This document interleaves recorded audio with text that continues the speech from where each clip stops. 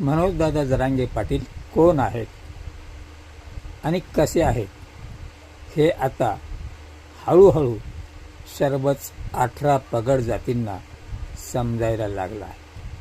प्रथमतः मनोजदादा जरांगे पाटलांना समजून घेतलं ते मुसलमानांनी, त्यानंतर दलितांनी आणि मराठा समाज जो थितरबितर झालेला होता तो एकत्र करण्याचं काम संघर्ष योद्धा मनोजदादा जरांगे पाटलांनी केलं.